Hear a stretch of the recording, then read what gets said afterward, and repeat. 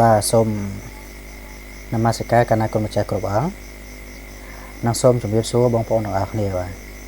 chơi được nó ngày ní man trở lọp mà chuột chỉ mùi nhom con na trong bát xâm sọc khá xa chật mấy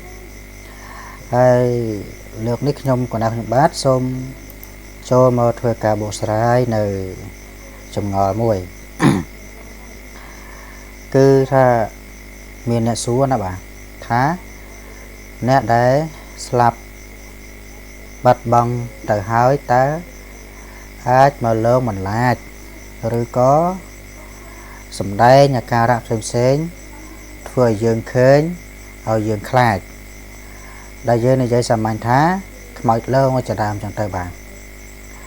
rồi hốt đó từ miền này khác có từ dây thá nhóm bàn khơi máu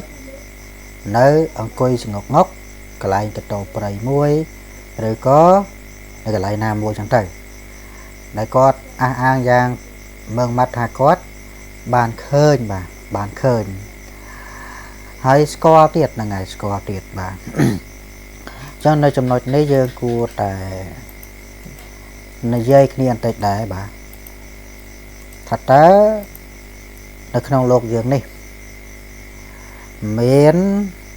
rương nắng cả lá tại được ọt bà mẹn ọt rồi có thật đó không lột giường đi miến mọi lâu này để bà bị pro tha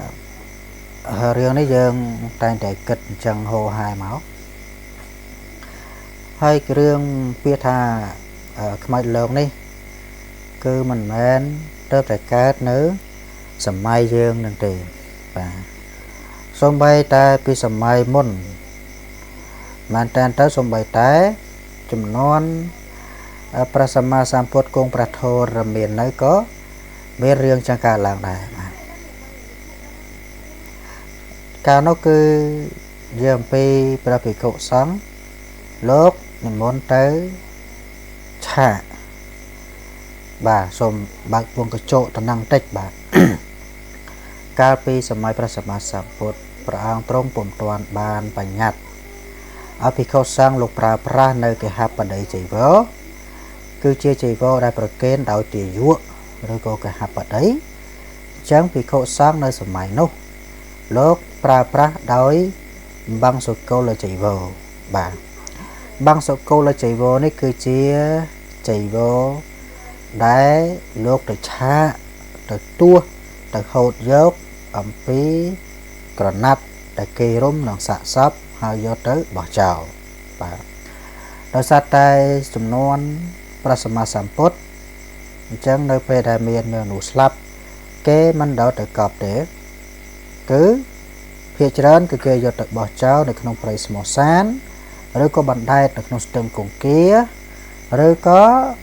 bồ chiếc đọt chỉ đàm bà bàn tay chỉ tu tới cứ bỏ chào tại một đồn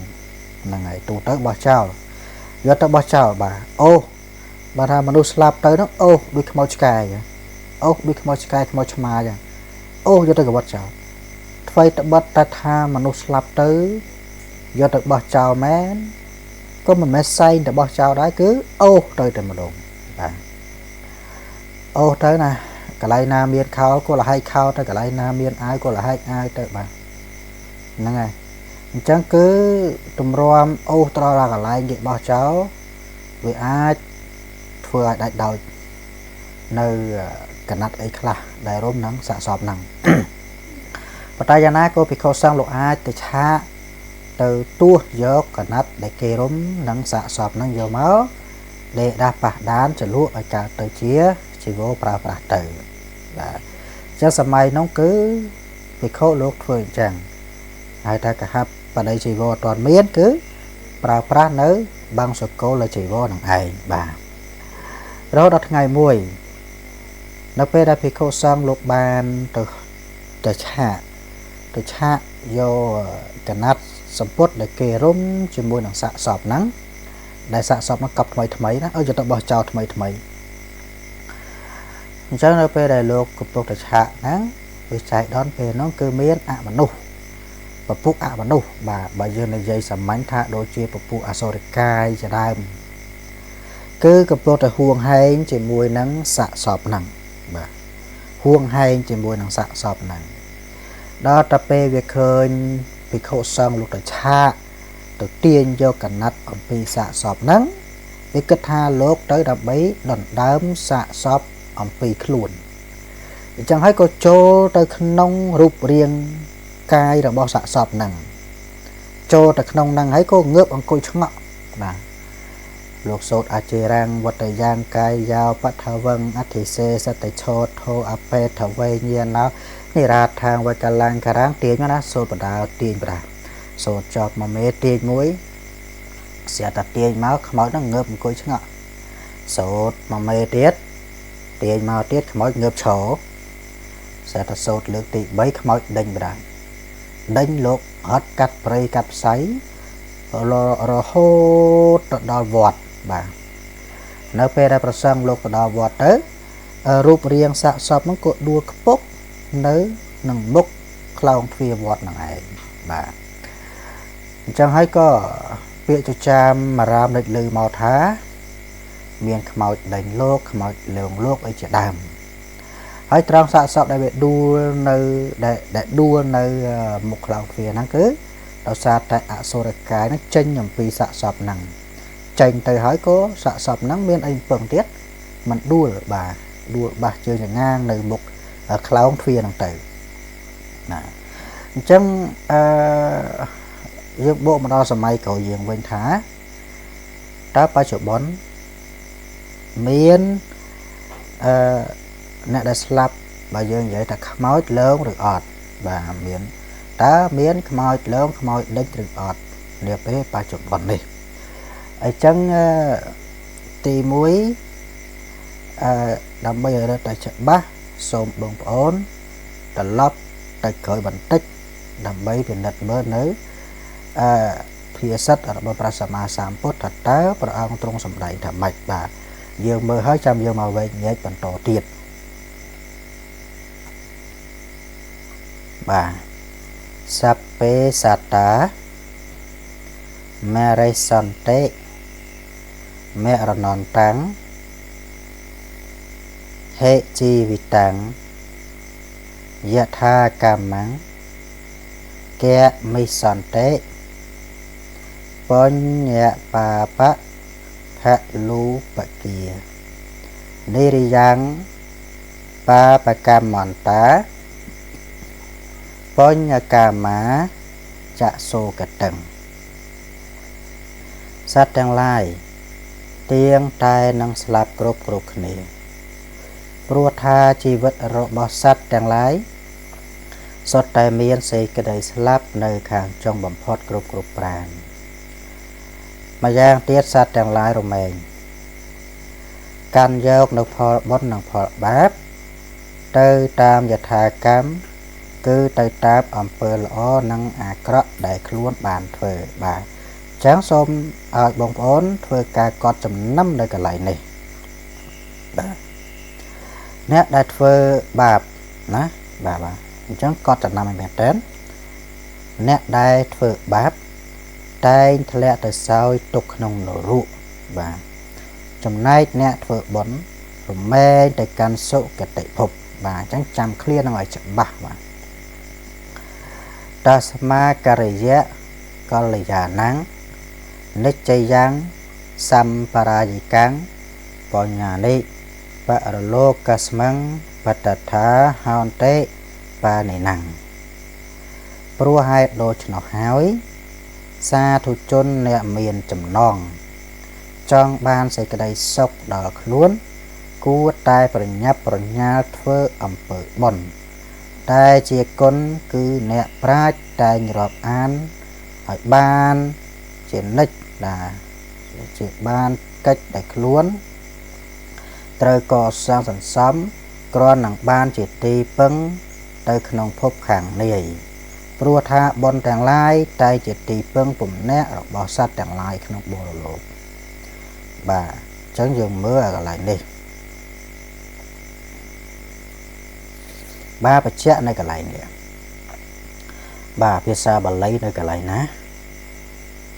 ភាសាបាលីនៅកន្លែង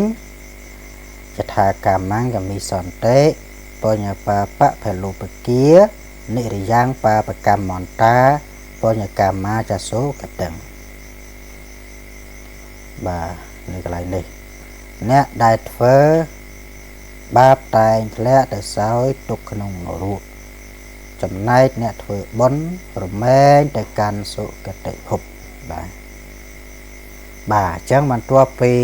បងប្អូនបានមើលបានអាននៅភាសិតរបស់ព្រះសម្មាសម្ពុទ្ធដែលខ្ញុំបានអានមកមិញនេះច្បាស់នៅបានន័យថាសត្វទាំងឡាយបន្ទាប់ពីស្លាប់ទៅបាទគឺរមែងកាន់យកនៅផលបុណ្យនិងផលបាបដែលខ្លួនបានធ្វើកាលពីនៅរស់ហ្នឹងបើកាលពីយើងនៅរស់យើងធ្វើអំពើអាក្រក់ច្រើនមានប្រព្រឹត្តនៅក្នុងបញ្ញវេរាទាំងឡាយ5បាណាអត្តនីកាមេមុសាសុរាជាដើមចឹងនៅពេលដែលស្លាប់ទៅគឺប្រកបណាស់ទៅកើតនៅក្នុងនរកអបាយភូមិបាទទៅកើតក្នុងឯទៅទទួលទៅកើតនោះមិនមែនទៅកើតកន្លែងដែលមានសេរីភាពកន្លែងដែលអាចដើរហើរបានកន្លែងដែលអាចទៅនេះទៅនោះបានអត់ទេទៅនោះគឺទៅដើម្បីរងកម្មទៅដើម្បីទទួលទោសទៅដើម្បីទទួលនៅកម្មដែលខ្លួនបានប្រព្រឹត្តកាលពីនៅរស់បាទចឹងបើសិនជាទៅដើម្បីទទួលកម្មដើម្បីទទួលទោសហើយតើមានឥទ្ធិពលអ្វីមានអំណាចអ្វីមានពេលឯណាដើម្បីដើរលើគេដើរបន្លាចគេតែប្រេះតែផ្ដាស់នោះបាទហើយមួយវិញទៀតបាទនៅពេលដែលអ្នកណាធ្វើអំពើល្អច្រើនមានបដិបត្តិនៅក្នុងបញ្ញកិរិយាវត្ថុបាទមានដូចជាទានសិលភាវនាជាដើមឲ្យទានតាមមានតាមបានតាមតិចតាមច្រើនជាដើមអញ្ចឹងបុគ្គលនោះឯងក្រោយពីស្លាប់ទៅគឺរមែងទៅកាន់នៅឋានសុគតិភពដែលមានឋានសួគ៌ទាំង6ជាន់ឬក៏ឋានព្រហ្មលោកអីជាដើមបើយ៉ាងហោចណាស់ក៏បានមកកើតនៅឋានមនុស្សនេះចំកន្លែងសបោសបាយចំកន្លែងសំណុកសុខស្រួលចំឪពុកម្ដាយចំគ្រួសារដែលមានគុណធម៌អីជាដើមបាទហ្នឹងហើយអញ្ចឹងយើងច្បិចនៅកន្លែងនេះថាមនុស្សដែលស្លាប់ទៅហើយគឺទៅទទួលកម្មដែលខ្លួនបានធ្វើណាបាទទាំងកម្មល្អនិងកម្មអាក្រក់បើអ្នកណាធ្វើអាក្រក់ទៅកាន់កម្មអាក្រក់ទៅនរកអ្នកណាធ្វើល្អទៅទទួលយកកម្មល្អទៅឋានសួគ៌បាទចុះសួរថាណាដែលអាចមកអង្គុយលេងដែលអង្គុយបង្ហាញខ្លួនឲ្យយើងឃើញប្រហែលតែស្លាប់ទៅហើយហ្នឹងឃើញអង្គុយក្បែរគោថ្នោតឃើញអង្គុយក្បែរកពតភ័យតើនរណាដែលអាចមកអង្គុយបាននេះគឺអាចជាពពួកអមនុស្សដែរពួកអសរកាយអីជាដើមចឹងទៅដែលសម្ដែងអកប្បកិរិយាសម្ដែងរឹកពីទាំងអស់ហ្នឹងឲ្យអ្នកដែលធ្លាប់ស្គាល់ហ្នឹងគេបានឃើញបាទប៉ុន្តែនេះជាការសម្ដែងរបស់អ្នកទាំងអស់នោះទេសម្រាប់សម័យខ្លួនគេពលឹងវិញ្ញាណគេដែលបានស្លាប់ទៅហ្នឹងគឺទៅតាមយថាកម្មរៀងខ្លួនហើយបាទ